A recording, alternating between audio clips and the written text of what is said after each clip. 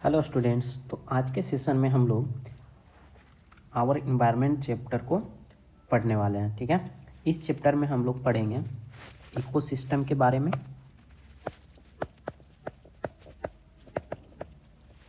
And इसके component and it's component. इसके बाद हम लोग देखेंगे food chain and food web, energy transfer समझेंगे,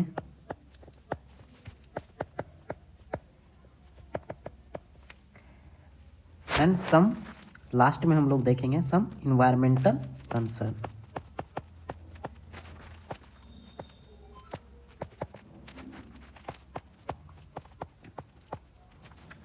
इस लेक्चर को देखने के बाद आपको इस चैप्टर से कोई भी डाउट नहीं रहेगा। ओके, काफ़ी डिटेल और कंसेप्चुअली इस चैप्टर को करने वाले हैं। तो स्टार्ट करते हैं। तो सबसे पहले हमको समझना है इकोसिस्टम। इकोसिस्टम क्या होता है? तो देखो, इकोसिस्टम क्या होता है ना कि मान के चलो आपका ये सपोज ये कोई एरिया है, ठीक है, ये एरिया है, तो यहाँ पे बहुत सारे एनिमल्स भी होंगे प्लस प्लांट, ठीक है, और इसके साथ साथ यहाँ पे क्या होंगे, सॉइल होगा, रिवर भी हो सकते हैं, वाटर, एयर होगा। तो देखो इस पार्टिकुलर एरिया में ये क्या कंस्टिट्यूट करेंगे, लिविंग थिंग। ये क्या है, लिविंग, और ये क्या है, नॉन लिविंग। तो इस एरिया में, गिवन एरिया में जितने भी एनिमल हैं या फिर प्लांट्स हैं और जो नॉन लिविंग थिंग है, इन सबको मिला के क्या बनता है, हमारा इकोसिस्टम बनता है। और ये क्या करते हैं, आपस में एक दूसरे से इंटरैक्ट करते हैं, ठीक है ना। तो इसे ही हम लोग क्या बोलेंगे, इकोसिस्टम बोलेंगे। तो इकोसिस्टम का डिफिनेशन क्या हो जाएगा, and ecosystem include all living thing in a given area. कहाँ पे, in a given area, interacting with each other and with their non living environment. Non living environment में क्या आएगा, वही आपका सॉइल, वाटर, टेम्परेचर। ओके, फिर से एक बार इसको देखो, क्या है, कोई एक गिवन एरिया है, कुछ भी हो सकता है, फॉरेस्ट हो सकता है, तो वहाँ पे जितने भी लिविंग थिंग है एंड नॉन लिविंग थिंग है उनको मिला के ही हमारा क्या बनता है, इकोसिस्टम बनता है। और ये जो लिविंग थिंग है और नॉन लिविंग थिंग, ये आपस में क्या करते हैं, इंटरएक्ट करते हैं। समझ में आया? जैसे यहाँ पे देखो, ये क्या है, एक पॉन्ड है, ठीक है ना, इसको हम लोग एज ए इकोसिस्टम देख सकते हैं, इकोसिस्टम। तो इस इकोसिस्टम में जितने भी फिश, डक, जो लिविंग थिंग है, और प्लांट्स, ये दो जो देखने को मिल रहे हैं प्लांट्स के स्पेसी, ये सारे क्या है, लिविंग कंपोनेंट है। और ये जो है आपका रॉक्स जो दिखने को मिल रहा है, वाटर देखने को मिल रहा है, ये क्या है, नॉन लिविंग थिंग। और ये आपस में इंटरैक्ट कर रहे हैं एक दूसरे से। फिश वाटर से इंटरैक्ट कर रहा है, अगर फिश को वाटर से निकाल दो तो डेड हो जाएगी। डक को फूड वाटर में मिल रहा है, ठीक है। ये जो आपको एल्गी वगैरह दिख रहे हैं, प्लांट्स सॉइल से न्यूट्रिशन ले रहा है। तो ये आपस में क्या कर रहे हैं, एक दूसरे से इंटरैक्ट कर रहे हैं। समझ में आया? हो सकता है डक छोटे वाले फिश को भी खा रहा हो। समझ में आ रहा है? तो ये भी क्या है, एक तरह का इंटरैक्शन है। तो इसी इंटरैक्शन को हम लोग इकोसिस्टम में कंसीडर करते हैं। तो देखो इकोसिस्टम में हमको कितने पार्ट देखने को मिल रहे हैं, दो पार्ट। फर्स्ट क्या मिल रहा है, लिविंग, एंड दूसरा नॉन लिविंग। लिविंग में हमारा क्या आ जाते हैं, प्लांट्स, एनिमल। हमारा क्या आता है, सनलाइट, सॉइल, वाटर। नोट में आपको क्या है ना कि living thing non living thing से आखिर कैसे इंटरैक्ट कर रहा है। तो भाई उनको ग्रोथ के लिए ना, लिविंग थिंग को ग्रोथ के लिए नॉन लिविंग थिंग पे क्या होना पड़ता है, डिपेंड होना पड़ता है। तो ये नोट में आपका मैंने लिख दिया है। ओके, तो ये हमारा क्या था, ecosystem and it's component. I hope आपको समझ में आया होगा। एनसीईआरटी देखते हैं क्या बोल रहा है। तो बोल रहा है all organism such as plant, animal, micro organism and human beings as well as the physical surrounding. Physical surrounding में हमारा क्या आएगा, वही air, river, soil interact with each other and maintain balance in nature. इसको highlight कीजिए, maintain balance in nature. इसको आगे हम लोग देखेंगे कैसे मेंटेन करता है। ओके,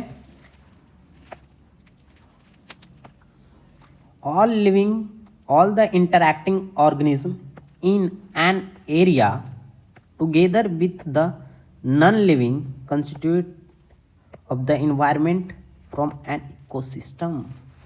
क्या कह रहा है, जितने भी इंटरैक्टिंग ऑर्गेनिज्म हैं, ठीक है, उसके साथ साथ जो नॉन लिविंग कंस्टिट्यूएंट्स हैं, क्या हो गए नॉन लिविंग कंस्टिट्यूएंट्स, फिर से बोलो एक बार, सॉइल, रिवर, टेम्परेचर, एयर, ये सब क्या है, non living constituent of environment form क्या बना रहा है, मिलके इकोसिस्टम बना रहा है।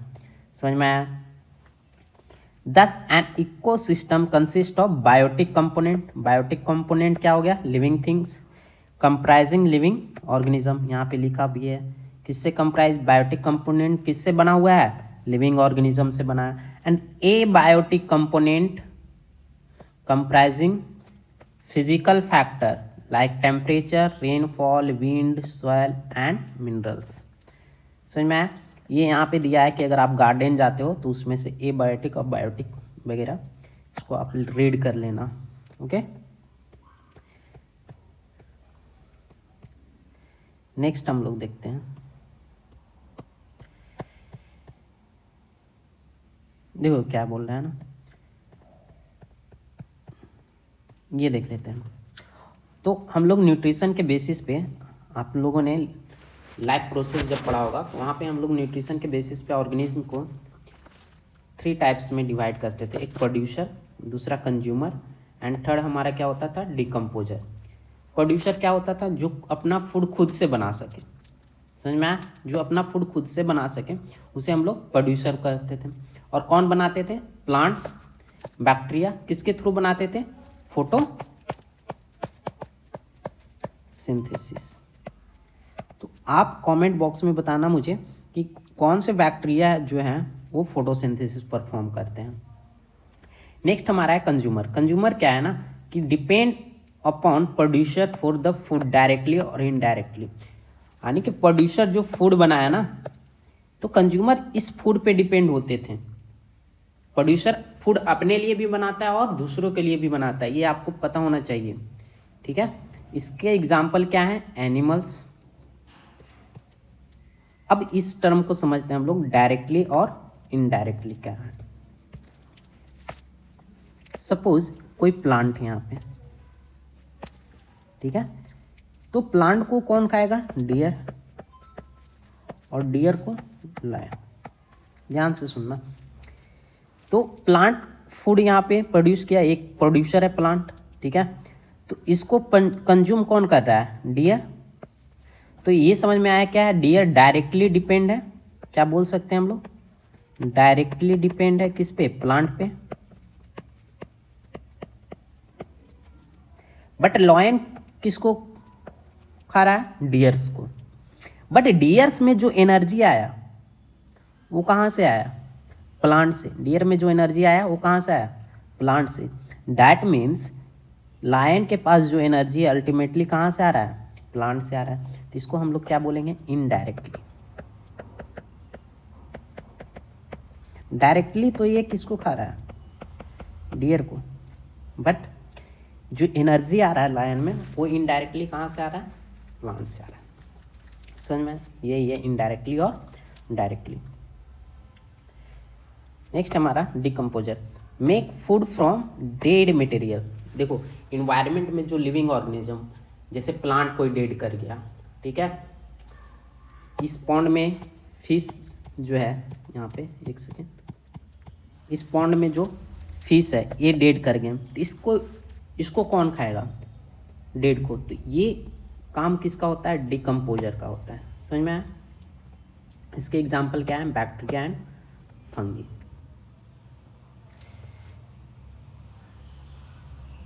और कंज्यूमर्स को हम लोग 4 पार्ट में डिवाइड करते हैं। पहला होता है हर्बीवोरस, दूसरा कार्निवोरस, थर्ड हमारा omnivorous and fourth parasites.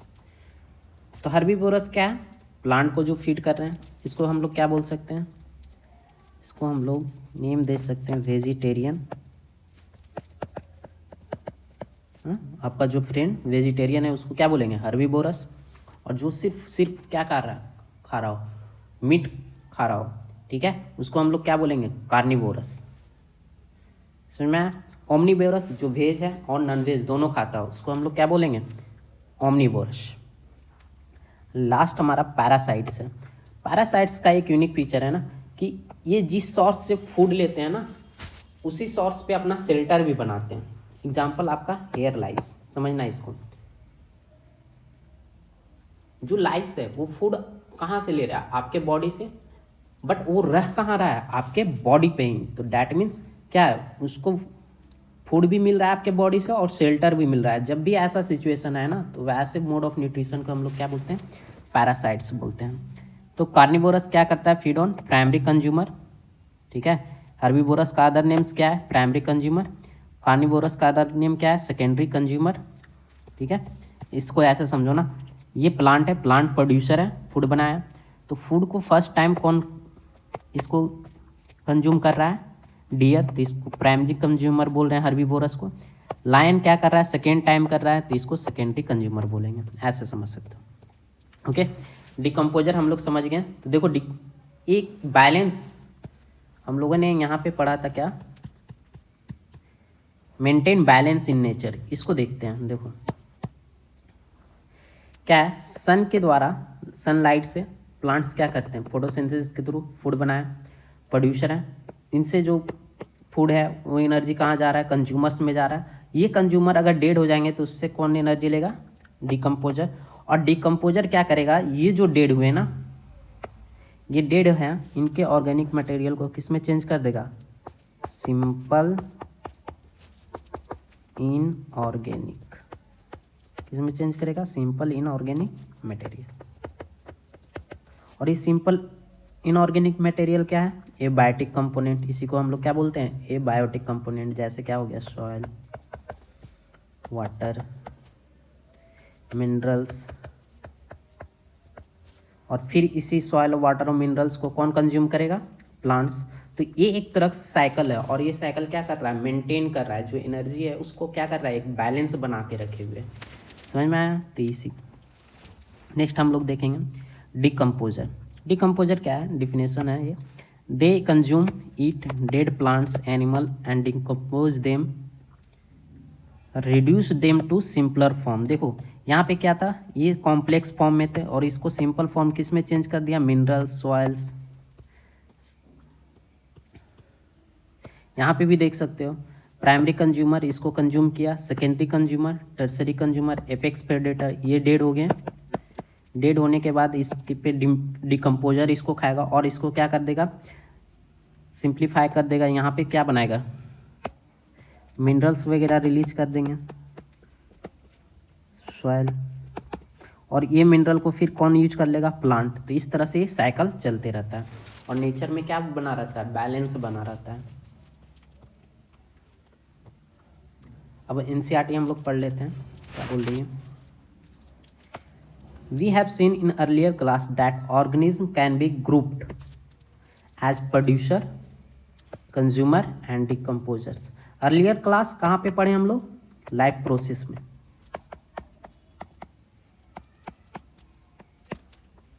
According to the manner in which they obtain their substances from the environment. कैसे ग्रुप कर रहे हैं? तो इस बेसिस पे कर रहे हैं ना कि वो अपना जो फूड है कैसे इन्वायरमेंट से ले रहे हैं, ठीक है। अगर सनलाइट के थ्रू ले रहे हैं तो ऑटोट्रॉफ्स बोल रहे हैं, उसको प्रोड्यूसर बोल रहे हैं। समझ में आया? जो प्रोड्यूसर पे डिपेंड है उसको कंज्यूमर बोल रहे हैं, और जो डेड मटेरियल को खा रहे हैं उसको हम लोग क्या बोल रहे हैं? डिकम्पोजर बोल रहे हैं।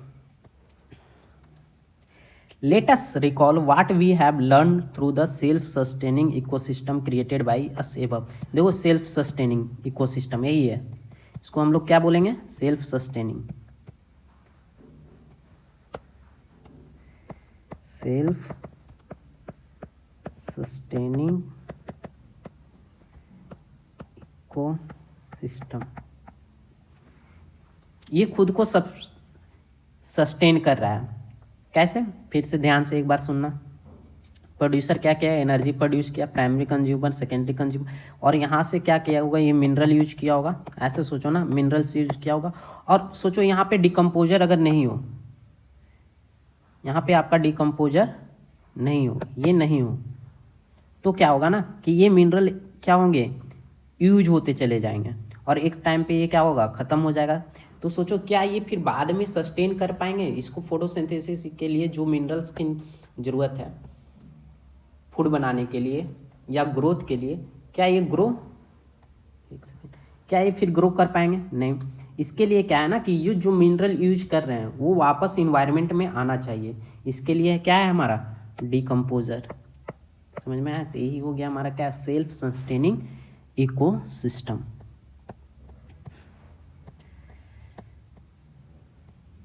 नेक्स्ट हमारा है food chain and food webs. देखो इसको हम लोग पहले समझ लेते हैं फूड चेन क्या होता है। अब सोचो इन्वायरमेंट में डिफरेंट टाइप्स ऑफ आपके इकोसिस्टम में डिफरेंट टाइप्स ऑफ ऑर्गेनिज्म है, ठीक है। प्रोड्यूसर है जो कि अपना फूड तो खुद बना रहा है, उसके पास एनर्जी वो सनलाइट से ले रहा है। बट जो कंज्यूमर्स हैं वो एनर्जी कहाँ से ले रहे हैं? यानी कि इकोसिस्टम में एनर्जी का फ्लो कैसे हो रहा है? How energy flow in ecosystem, इसकी जानकारी हमें कहाँ से मिलती है? फूड चेन से। कहाँ से मिलती है? फूड चेन से। तो देखो फूड चेन क्या है? Linear sequence of organism that show how energy and nutrients move through an ecosystem. समझ में आया? देखो कैसे मूव कर रहा है। एक second,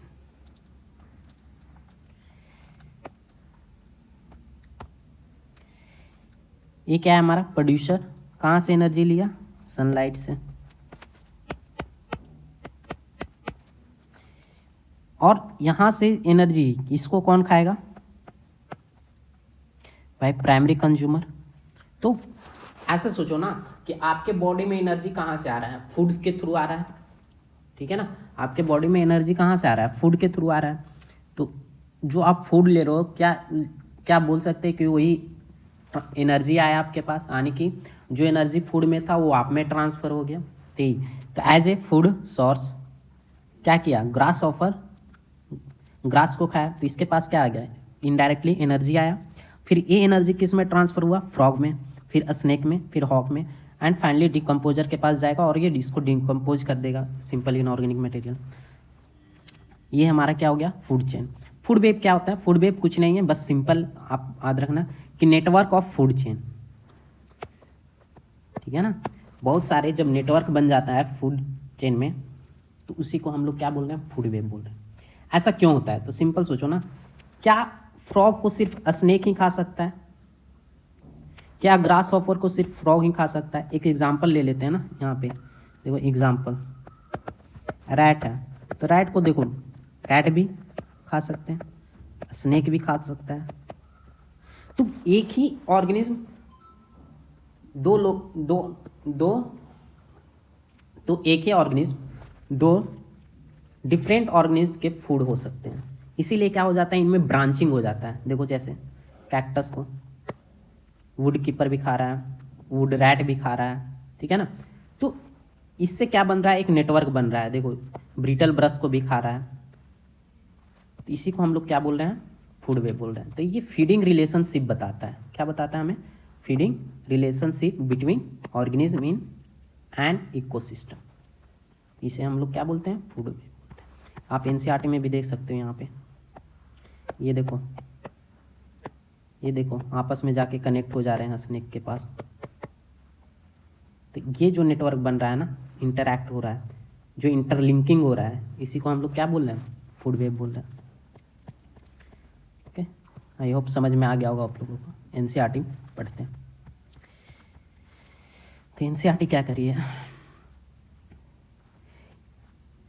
we have form a series of organism feeding on one another. हम लोग क्या देख लिए ना कि जो ऑर्गेनिज्म है एक दूसरे के ऊपर फीड करते हैं। जैसे यहाँ पे प्लांट है आपका, प्लांट के ऊपर कौन फीड कर रहा है? डियर। डियर के ऊपर कौन फीड कर रहा है? Lion. This series of organism taking part at various biotic level form a food chain. यही क्या फॉर्म कर रहे हैं? फूड चेन का फॉर्मेशन कर रहे हैं। ईच स्टेप और level of food chain form A trophic level. क्या फॉर्म कर रहा है? Trophic level. जैसे देखो यहाँ पे प्लांट है तो इसको क्या हम लोग बोलेंगे? First trophic level. Food chain का पहला स्टेप है, इसको बोलेंगे first trophic level. Food chain का दूसरा स्टेप है, यानी कि प्लांट को डियर खा रहा है, ये क्या हो गया? Second trophic level. और ये क्या हो गया? Third trophic level. ठीक है। द ऑटोट्रॉफ्स और the producers are at the first trophic level. देखो ऑटोट्रॉफ्स एंड प्रोड्यूसर हैं, ये किस पे आ रहे हैं? फर्स्ट ट्रॉपिक लेवल पे। उसके बाद क्या आ रहा है हमारा? Primary consumer. तो प्राइमरी कंज्यूमर कहाँ आएगा? सेकेंड ट्रॉपिक लेवल पे। दे fix up the energy, solar energy, and make it available for heterotrophs. किसके लिए अवेलेबल करा रहा है? हेट्रोट्रॉप्स के लिए और कंज्यूमर के लिए। द हर्बीवोर्स और the primary consumer, herbivores and the primary consumer come at the second, देखो सेकेंड लेवल पे। अ स्मॉल कार्निवोरस और the secondary consumer at the third, ये देखो स्मॉल कार्निवोरस इस पे आ रहा है थर्ड पे।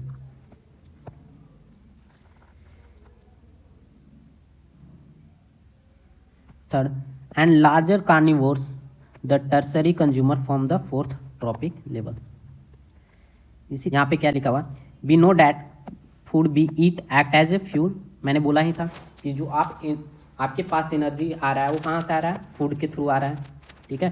Provide us energy to do work. This interaction among various component of environment involve flow of energy from one component of system to another component. यहाँ से energy transfer grass hopper में हुआ, फिर फ्रॉग में हुआ, फिर snake में, फिर वल्चर में। नेक्स्ट हमारा क्या है? The autotrophs capture the energy present in sunlight and convert into chemical energy. कौन से केमिकल एनर्जी में चेंज कर रहा है आप हमें कमेंट बॉक्स में बताना।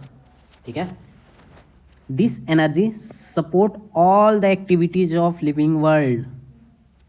यानी कि जो प्रोड्यूसर है ना सनलाइट से जो एनर्जी बनाया, वही एनर्जी क्या है? सस्टेन कर रहा है पूरे लिविंग वर्ल्ड को।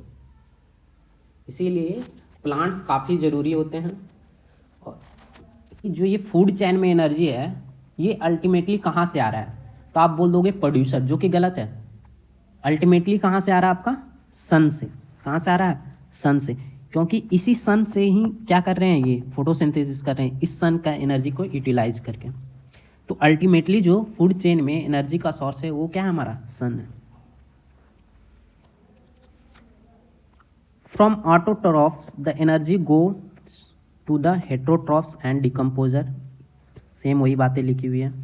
However, we saw in the previous chapter on source of energy, when one form of energy is changed into another form, some energy is lost to environment in form of which cannot be used again. The flow of energy between various components of environmental has been extensively studied and it has been found that, देखो क्या क्या found किया गया। यहाँ पे क्या बोल रहा है ना कि अगर कोई भी एनर्जी मान के चलो यहाँ एनर्जी एक लेवल से ट्रांसफ़र होती है दूसरे लेवल पे, तो सम एनर्जी यहाँ क्या हो जाता है? लॉस हो जाता है, जिसको हम लोग क्या कर सकते हैं? फिर यूज नहीं कर सकते। समझ में आया? ये क्या है? आपका थर्मोडायनामिक्स का सेकेंड लॉ है। ये आपके लिए इंपॉर्टेंट है। क्या बोल रहा है? The green plant in terrestrial ecosystem capture about 1% of energy of sunlight. क्या बोल रहा है कि अगर ये सनलाइट है, ठीक है, और ये क्या है? प्लांट है।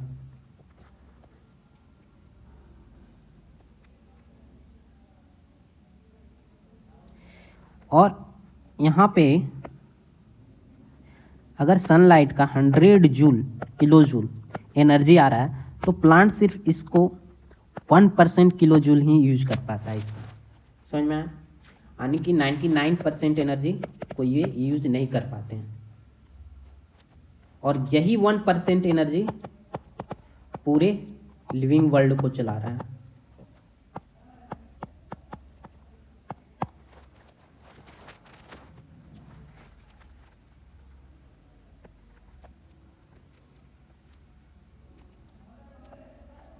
Next statement. When green plants are eaten by primary consumer, a great deal of energy is lost. Energy क्या हो गया? Loss हो गया. As a heat to the environment, some amount goes into digestion, doing work, and the rest goes toward the growth. Growth में क्या होगा हमारा? Body में जैसे कब बोलोगे कि आपका बॉडी ग्रोथ हो रहा है? जब आपके बॉडी में क्या हो? मास का एडिशन हो। ठीक है, तो ये ग्रोथ एज ए फॉर्म किस में जा रहा है? मास में जा रहा है, यानी कि मसल्स बन रहे हैं, मसल का फॉर्मेशन हो रहा है। And reproduction and average 10% of the food eaten is turn into the own body, यानी कि आपके बॉडी में मसल बनता है कितने? सिर्फ 10%, और made the available for the next level of consumer. तो देखो जो नेक्स्ट लेवल कंज्यूमर है ना, यहाँ पे सुनना, क्या ये जो टाइगर है इस डियर को खाएगा तो क्या इसके बॉडी मास को ही, ये मसल्स को ही तो खा रहा है ना? तो ये जो मसल्स बन रहे हैं ये कितने % बन रहा है? सिर्फ 10% बन रहा है ना। तो टाइगर के लिए जो एनर्जी अवेलेबल होगा, ये 10% जो मसल्स बने वही एनर्जी अवेलेबल है कि नहीं?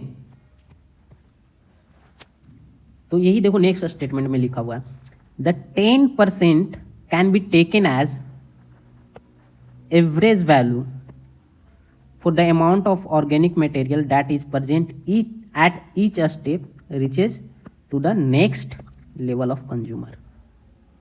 यानी नेक्स्ट लेवल कंज्यूमर के पास जा रहा है तो कितना जा रहा है? 10% एनर्जी ही जा रहा है। Since so little energy is available for the next level consumer, food chain generally consists of only 3 और 4 स्टेप। ठीक है, क्योंकि हर ने एक स्टेप पे 90% एनर्जी लॉस हो जा रहा है, जिसके वजह से फूड चेन कितना लेवल तक ही कंसिस्ट है? 3 to 4 step. The loss of energy at each step so great, देखो क्या बोल रहे हैं, एनर्जी सो ग्रेट, कितना %? 90% लॉस हो रहा है। That very little usable energy, कितना यूजेबल है? बचा हुआ है 10% energy remains after 4 trophic level. इसको समझो ऐस क्यों?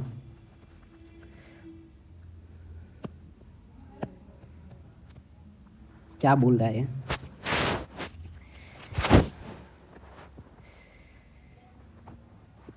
जैसे यहाँ पे क्या है, आपका प्लांट है, डियर है, लायन है।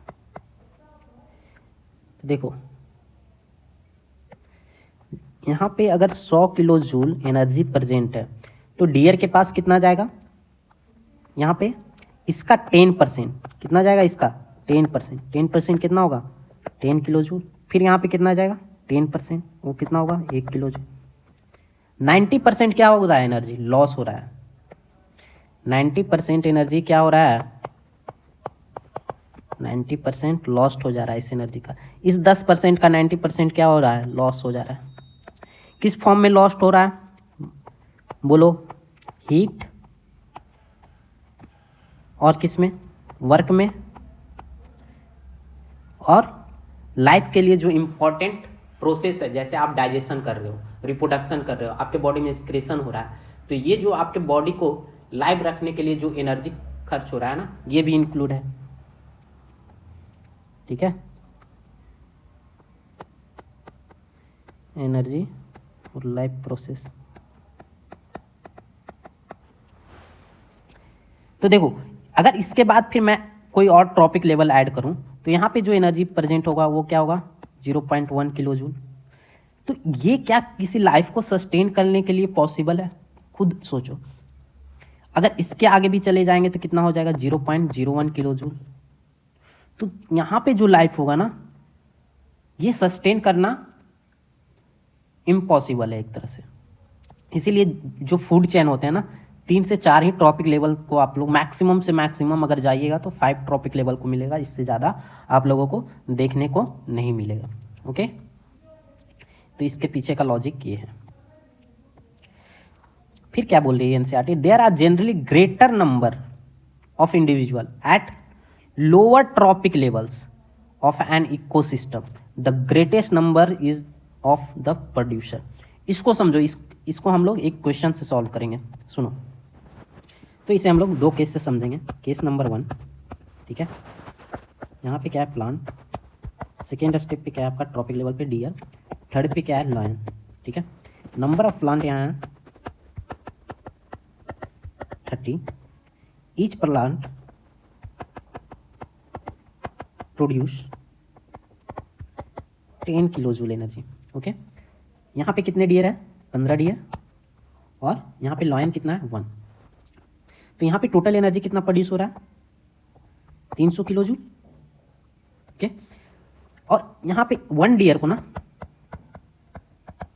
कितना एनर्जी चाहिए, 2 किलो जूल, और एक लाइन को सर्वाइव करने के लिए कितना किलो जूल एनर्जी चाहिए, 3 किलो जूल, ठीक है।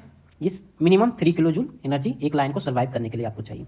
तो यहाँ से जो इस लेवल पे सेकेंड लेवल के ट्रॉपिक लेवल पे जो एनर्जी आएगा वो कितना आएगा, इसका 10%, और 10% कितना होगा, 30 किलो जूल।